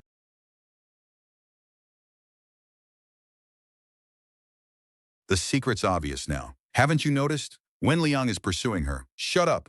Haven't you honored Captain Zhou long enough? Don't joke like that again. For years, Li Wan had remained devoted to the late Captain Zhou, even when excellent men tried to pursue her. She never wavered. Then one day, a young man with a wild punk hairstyle appeared at Zhao Jun's supermarket. Zhao Jun instantly recognized her troublesome younger brother, Zhao Kai. When Wanji returned, she saw her nephew looking like a reckless street punk. Only then did she learn her second sister and brother-in-law had paid someone to find Zhao Kai a job and been scammed. Not only were all their savings stolen, the shock had made both parents ill. After calling his parents idiots, Zhao Kai shamelessly demanded 100,000 yuan from Wanji to start a business. Wanji ignored him and left with Zhao Jun. At first, Wanji planned to send Zhao Kai to the factory for the dirtiest, hardest work. But Zhao Jun knew his character and feared he'd cause trouble for Wanji. She suggested he help temporarily at the supermarket instead. Later, while Wanji and Li Wan worried about unsold toy inventory, Qianqian made a dramatic entrance, throwing around fashionable English phrases. This time, she'd come to introduce them to a major client. The client had heard Qianqian's recommendation and Wanji's story, so he was willing to trust their factory. But his quality standards were extremely high. If they failed, he could cancel unconditionally, and they had to front production costs. Li Wan and the staff opposed taking the order. Later, when Wanji took Li Wan to see Zhao Kai, he immediately spoke rudely to Wanji, making Li Wan explode. 每天在这儿白吃白喝不干活，你还有脸让人给你投资？你以为他的钱大风刮来的？你个好吃懒做的废物！你爸爸白把你养这么大，干嘛？你还想找人打我？我打你都是轻。 Thoroughly beaten down by Li Huan's scolding, Zhao Kai hid inside and cried. He finally agreed to work and attend night school if Wanji found him a job and asked to visit her home. But his surrender was fake. The moment he reached Wanji's home, he stole everything valuable while she wasn't looking, including the gold necklace He Yongwang had bought her. At the supermarket, they found he'd also stolen He Yongwang's bicycle and more than a dozen expensive cartons of cigarettes. I only wanted to scare him straight. I never thought He Xiaoju had spoiled that brat this badly. Someone saw him ride off on my bike with a huge bag. Call the police! Wait! He's still family, and what he took was from family. Li Wan has a point, but he took my things too. Just as Wanji wanted to report him, Zhao Jun admitted she'd given Zhao Kai money for a train ticket. He was probably already on a train back to their hometown. To teach her hopeless nephew a lesson, Wanji booked a flight and went straight home. She happened to meet Yang Hui, who was home on leave, and they split up to search for Zhao Kai. Before long, Wanji found Zhao Kai in his girlfriend's shop, trying to give her the gold necklace.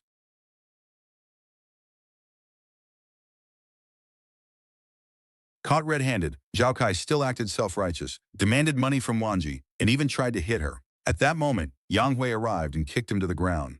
Zhao Kai shouted that Yang Hui and his mother were both crazy, so he predictably got another beating. When Zhao Kai's parents learned what he'd done in Shenzhen, they were furious enough to slap him again. Even his mother, who always spoiled him, gave him a hard slap. Yet Zhao Kai still didn't repent and even tried to ambush Yang Hui. Wanji knew he was full of anger and couldn't think straight, so she told Yang Hui to fight him until he'd had enough. Yang Hui was a trained soldier now, so the only one who'd suffer was Zhao Kai. Zhao Kai, you're pathetic. Do you know what people in the village say behind your back? They say if you keep living like this, you won't even be able to keep your family's old house. You were born into a poor family, but your parents gave you the best they had. If you keep going like this, every one of us will look down on you. After everyone's persuasion, Zhao Kai finally woke up and decided to enlist like Yang Hui. Yang Hui agreed to train him hard during the rest of his leave. On her last day back home, Wanji stayed at her eldest sister's house. The family thanked her for helping Yang Hui build a better future and improving their lives. That night, her eldest sister stared at Wanji's face and couldn't bear to sleep. When Wanji was given away as a baby, she'd gone to the county town repeatedly looking for her. Back then, she'd cried for days. I just want to touch your face, let me. Remembering how sick she'd been then still scared everyone.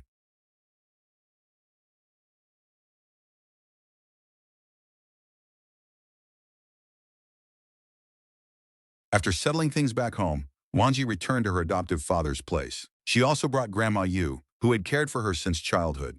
Wanji personally cooked a large table of food. She shared a long overdue reunion meal with her adoptive father and Grandma Yu.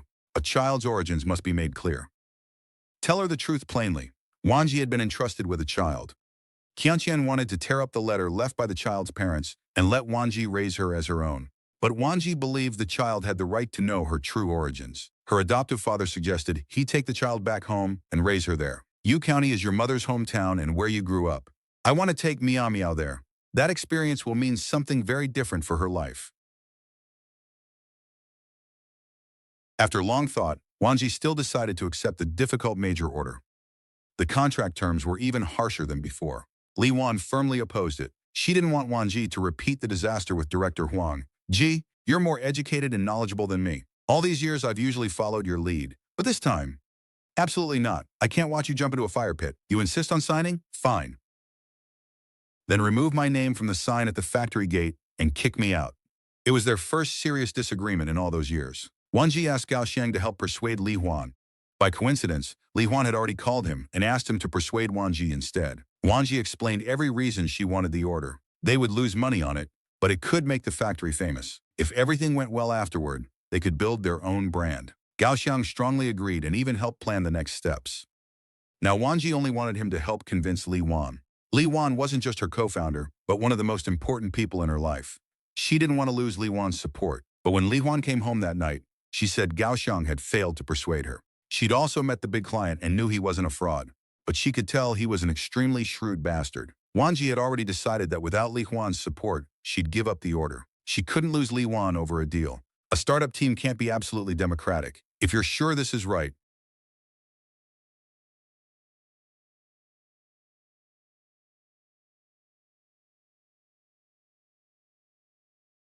in the end, Li Wan chose to support Wanji and accept the order. And events proved Wanji's decision was right. After taking the order, their reputation exploded and new orders poured in. Wanji, you saw farther than I did. Once business came in, the loss was recovered. Lose a little now to win an unlimited future. Exactly.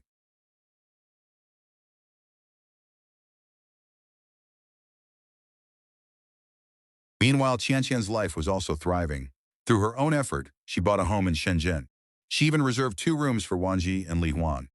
I wouldn't dare stay. What if it's inconvenient when you bring a man home? I'm telling you, I've learned my lesson. Men these days are less and less reliable. It's hard to find someone like Lu Zhu now. Easy. I'll call him and tell him to bring Dahu. Then the 3 of you can each have a room. Li Wan couldn't help reflecting that since the three sisters first met in a container dorm, each had achieved something of her own. Moved by the moment, Wanji suggested a song about their road together, bitter and sweet, full of laughter and tears. Qianqian happily agreed. Wanji would write the lyrics and she would sing. If the world could let us meet again, I'd still choose the same you. And that same day. If the world could give us a first meeting again. As Qianqian began to sing, memories of everything they'd been through came flooding back. At first, they met in a container dorm and couldn't stand each other. Then Wanji learned to understand Qianqian, and the three women's friendship began to thaw. Later, all three performed at food stalls to earn money. Whenever Wanji and Li Huan ran into trouble, Qianqian instantly became their singer and drew crowds to support them. Later, because they cared about one another but chose the wrong way to show it, they nearly became enemies. Thankfully, after all the hardship and mutual support, each built a home in Shenzhen, and none of them lost the others. Wanji remembered the photo Zhao Kai had sent that day and thought it was worth preserving. So she suggested the three sisters take a group photo with the cat they'd raised for years. 10 years passed quickly. Wanji and Li Huan's factory kept growing and became a company. To develop further, they decided to register a new trademark, but no one could think of a suitable name. Then Wanji remembered the little cat that had stayed with them. It had accompanied the three sisters for years and witnessed their growth. Inspired, Wanji used the cat as the model for their new trademark.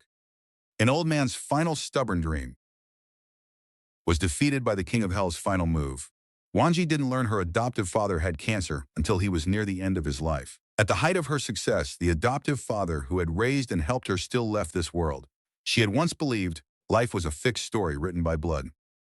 Only after crossing countless mountains and finding direction through changing heights did she understand that destiny is the mountains and seas carved by every step we choose to take. On the day Wanji replaced the old logo with the new trademark they had created, she unexpectedly learned Gao Xiang had sold his company. Furious, she rushed straight to where he was. He was at a gathering. Boss Gao, introduce her to the guys. Introduce what? Our sister-in-law. They're drunk. Ignore them. Let's go.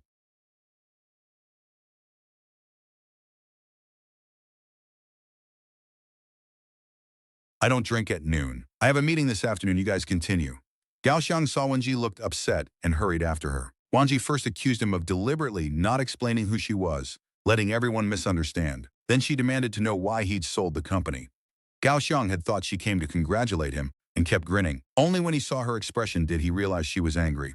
Feeling wronged, he said they'd discussed the idea while hiking before, and at the time, Wanji had supported him. Wanji couldn't understand why an entrepreneur with no debt crisis would sell a company he'd worked so hard to build. Gao Xiang admitted he feared the company might collapse one day. He also deeply admired how far Wanji had taken her own company. He believed that under her leadership, her brand could reach the whole world. Then Wanji was shocked to learn Gao Xiang had sold his company to Li Xinkei's group. How much debt did he have? Nen, the company was healthy and profits were growing, or our board never would have approved the acquisition. Xinkei explained that acquiring Gao Xiang's company had been a board decision, and it had taken a lot of effort to convince Gao Xiang to sell. Without Wanji, Gao Xiang would never have trusted the deal. Gao Xiang, you're a fake entrepreneur. Perseverance is the soul of entrepreneurship. I look down on founders who cash out the moment they can. Afterward, Wanji wondered if she'd interfered too much, but she truly was furious that Gao Xiang had sold the company, so her words had been especially harsh. Qianqian and the others immediately saw Wanji cared about Gao Xiang far more than she admitted. One day, Wanji learned Wen Liang, the major client who had helped make them famous, had been fired. She immediately found him and invited him to start a business with them. After a week with no reply, Wanji and Li Huan assumed Wen Liang wouldn't join. Then they received a business plan more than 100 pages long outlining the company's future. Moved by his sincerity, Wanji offered him part of her own shares and invited him to become a co-founder. With Wen Liang joining them, Wanji and Li Huan's company grew rapidly. At a new toy launch event, Wanji suddenly saw her adoptive father in the audience. She was overjoyed that he could witness this milestone in her life. Wanji hoped he'd stay in Shenzhen this time. There's an old Chinese saying, where your parents are, that's home. But times have changed, and Dad is old now. It should be, where your children are, that's home. But for now, her adoptive father couldn't stay in Shenzhen. He promised that once he retired from the association, he'd move to Shenzhen to live with her. Later, at Gao Xiang's invitation, Wanji had dinner with him and his mother. The moment they met, Gao Xiang's mother praised Wanji endlessly and clearly adored her. Seeing his mother and Wanji get along so well made Gao Xiang happy. After dinner, he tried to get a job at Wanji's company, When she refused, he suggested investing so he could at least work there part-time. Predictably, Wang Ji rejected every idea. Meanwhile, Shenzhen's rapid development meant the urban village containing Zhaojun's supermarket was about to be demolished. With Gao Xiang's investment, Zhaojun decided to return home and start a business. He Yangwang chose to go with her. His years in Shenzhen had been the happiest time of his life. Without Wang Ji, he joked, grass on his grave would already be 3 meters high. He Yangwang knew his grandchildren and daughters were doing better, partly because of Wang Ji. He'd learned not to be greedy and to be content. And even though Wang Ji said she'd forgiven him, He Yangwang still carried deep guilt. He'd also learned from television that what he'd done years ago was illegal. Luckily, you met people like Wang Ji and Deputy Mayor Meng. That's your fate. Of course you were capable too. In a place as huge as Shenzhen, in the end, Wang Ji couldn't change He Yangwang's mind and respected his choice. She even had his beloved bicycle shipped home. Let me take care of you. After all, you, Dahu, and I.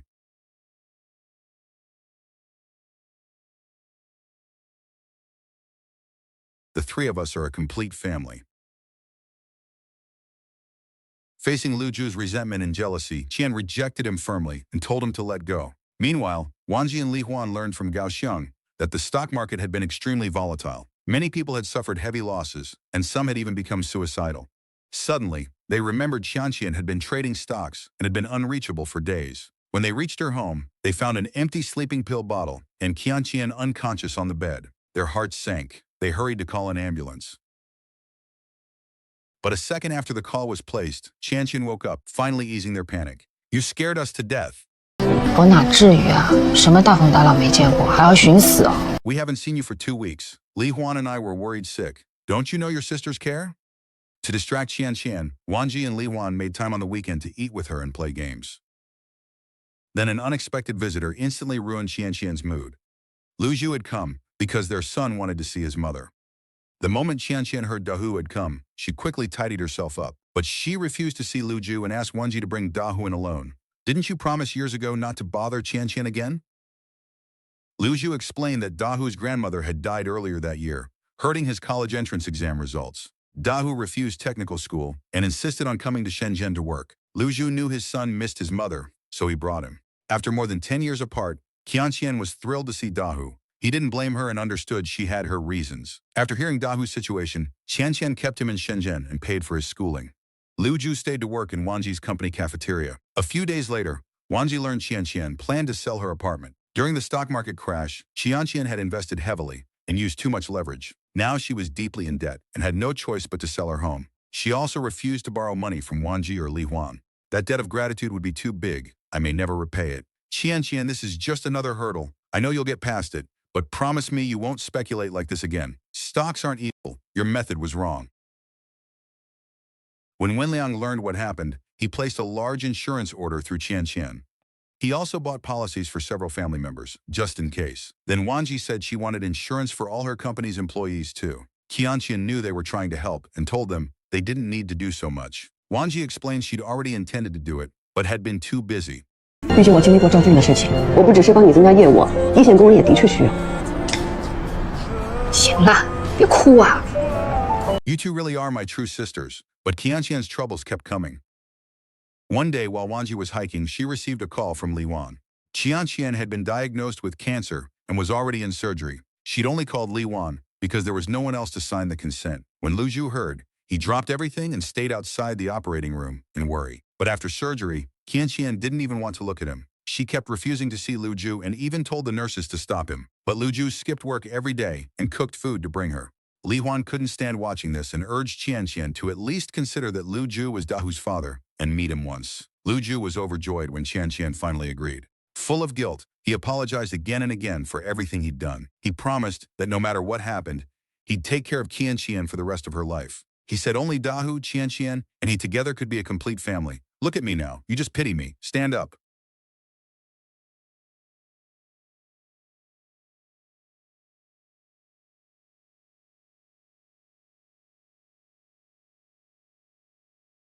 Qian told Lu Zhu to live his own life and stop clinging to her, or she'd look down on him forever. In the calmest voice, she said the cruelest words and shut the door on him. Seeing that Lu Zhu still loved her, Li Huan tried one last time to bring them back together. Even though Qian insisted she was happy alone, Li Huan feared she'd regret it. I will never regret it. When Qian first got together with Lu Ju, it hadn't been only for the bride price. They had truly wanted each other. She only thought of asking his family for bride money to repay debts after she became pregnant. After giving birth, she immediately returned to Shenzhen and started over. At the time, she knew she might have to rely on men to survive in Shenzhen. Even so, Qian still chose to return. She refused to waste her whole life in the mountains. I know you're doing this for me. Having you two women as my sisters is the greatest kindness life gave me. I love you. Always.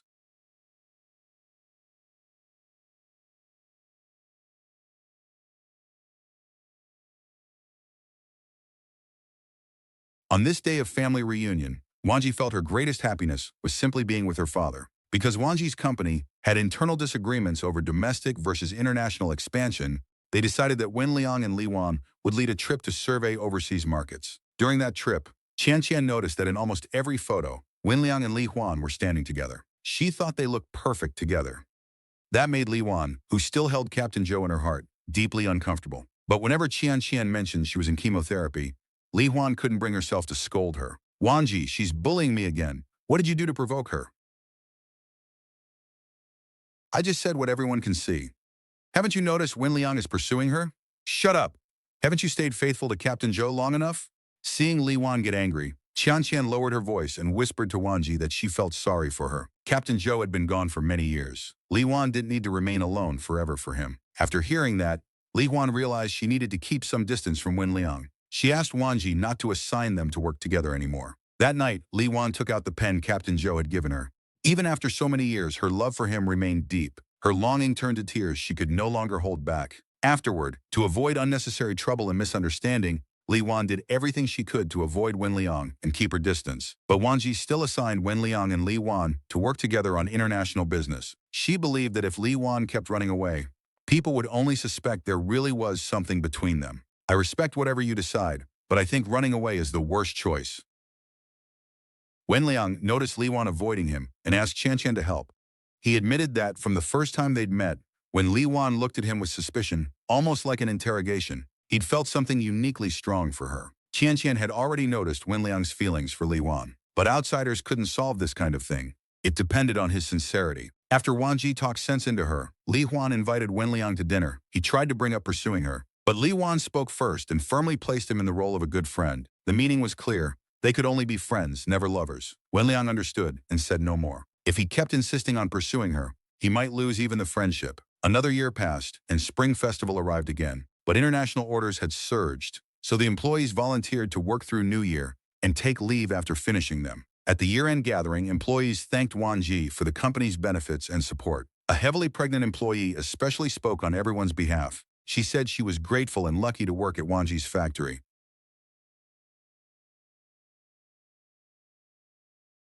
Wanji worked non-stop alongside the staff. Sister Li finally gathered everyone to persuade her to go home and rest. The moment Wanji opened her door, she saw steaming food covering the table. Her adoptive father knew she'd be busy through New Year and had come specially to cook dinner for her. Seeing Wanji too busy even to eat made him worried and heartbroken. Only then did Wanji truly understand how hard his years as deputy mayor must have been. At such a critical time in his career, her adoptive mother had suddenly died, and then Wanji had left. Remembering it now filled Wanji with guilt, but her father said it was all in the past, and if she hadn't stubbornly left back then, she might never have achieved what she had today. He was genuinely happy and proud of her. Dad, I love you. I'll always love you.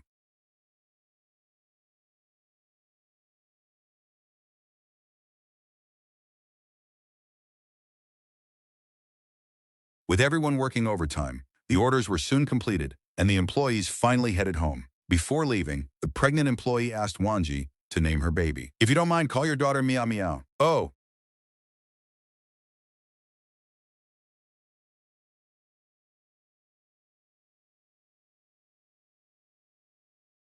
Tragically, the employee and her husband were killed in an accident just before reaching home. Only their newborn daughter survived. Hearing the news, Wanji immediately traveled to their hometown to see them off. Gaoxiang worried about her safety and stayed with her the whole way. After paying respects to the couple, Wanji learned they had almost no relatives, so the baby would be sent to an orphanage. Wanji immediately offered to adopt the child. Like her own adoptive mother had done, she wrote a letter explaining the child's true origins, to be given to her at 18. Where the heart finds peace, there is home. You left home young? This line feels right. There's still so much to say, more than one letter can hold, but I'll stop here.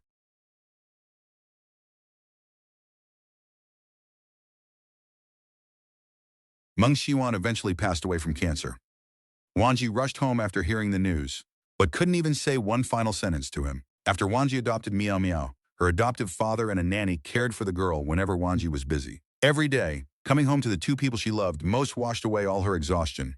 Then one day, Miao Miao said she wanted to return home with Grandpa, catching Wanji's attention. Late that night, her adoptive father was awake reading his medical records. When he heard Wanji approaching, he hurriedly hid them. Wanji suspected nothing and suggested they talk. She said he taught Miao Miao so well that even she hadn't received that much attention as a child. He explained that when Wenji was young, he had been consumed by work and her adoptive mother did most of the parenting. Watching Miao Miao grow, he wanted to make up for what he'd missed with Wenji. Dad, are you used to living in Shenzhen? Very, I love Shenzhen. The night view is beautiful. I love this city. Then why do you want to go back? Wenji was his only child, so of course he wanted to stay in Shenzhen with her. But her company was at a critical stage before going public, and he couldn't really help. So he planned to take Miao Miao home, freeing Wanji from distraction. It was also where Wanji had grown up, and he wanted Miao Miao to live there for a while. And Wanji's adoptive mother was buried there. He wanted to spend more time near her. Wanji stopped trying to keep him and let him return with Miao Miao and the nanny for a while. She promised to bring them back to Shenzhen once work settled down. Then, after years of effort, Wanji's company successfully went public. Along the way, Wanji had worked in a canteen, cared for hospital patients, helped in kitchens, and worked as a guest house attendant. She'd been a factory worker, sold goods at Dongmen, and distributed clothing. From the day she first stepped onto Shenzhen soil to now creating joy for millions of families, Wanji's journey had lasted 365 days. Now I want to speak to my 20-year-old self. Hello, awkward and inexperienced me. Don't give up. If you keep trying, you can do anything. And to every dreamer out there, life isn't a railway track. It's open wilderness. When we turn the impossible into possible, the whole world makes room for us. After the listing ceremony, Wanji immediately returned home to bring her father and Miao Miao back. But her father said he wanted to finish writing a book first and promised he'd go to Shenzhen once it was done. Wanji had no suspicion and agreed, taking only Miao Miao back to Shenzhen. She never expected that once her company listed, people with hidden motives would begin targeting it.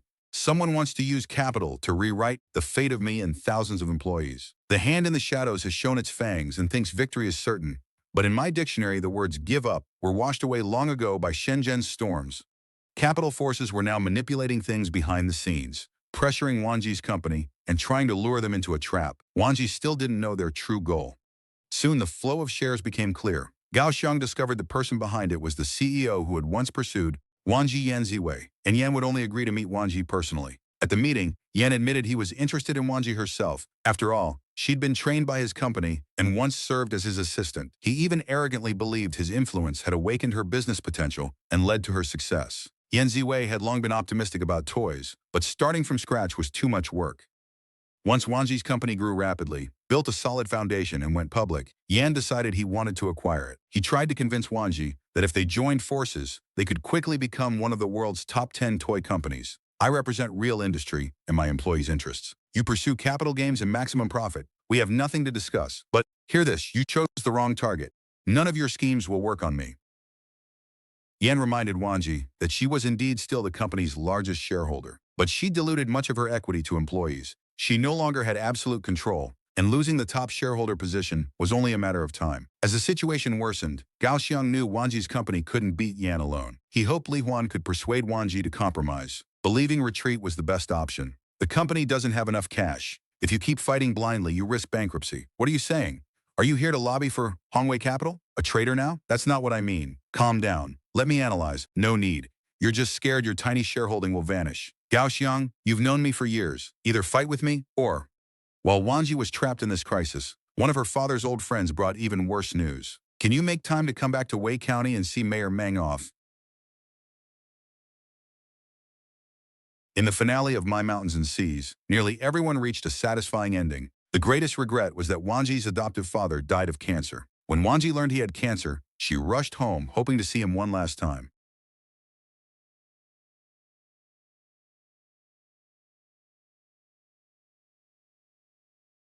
In the end, she could only watch helplessly as he left her. At that moment, she felt endless grief and pain, along with guilt for being so busy with work that she'd neglected him. Her father had anticipated this day and written Wanji a letter in advance. Wanji, when you read this letter,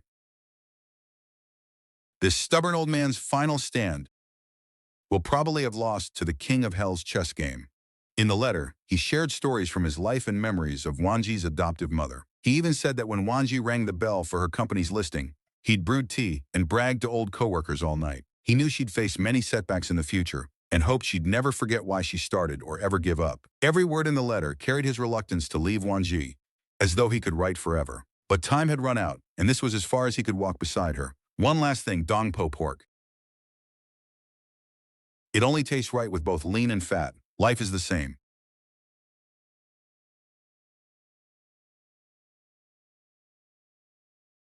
Reading the letter, Wanji sobbed and imagined her father still standing before her. She reached out, wanting to touch the most important man in her life one more time. But no matter how much it hurt, she had to accept the cruel truth that he was gone.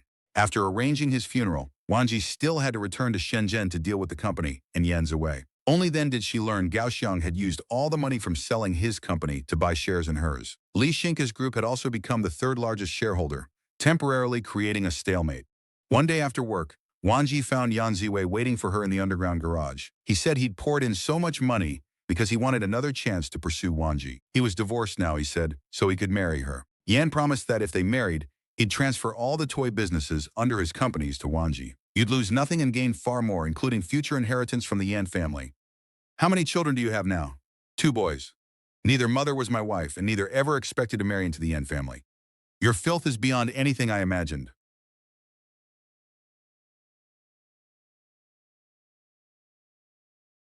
Wanji told him money was good, but being rich didn't give him the right to do whatever he wanted. You started this fight, and it will end with your defeat. With help from Li Xinke and Gao Xiang, Wanji ultimately won the battle. Meanwhile, Zhao Jun's flavoring factory back home was preparing to open. Wanji used the occasion to give herself a short vacation. Li Xinke could manage the company, so Wanji could take Miao Miao home for a longer stay. Gao Xiang, about Wei County. What else are you hiding from me?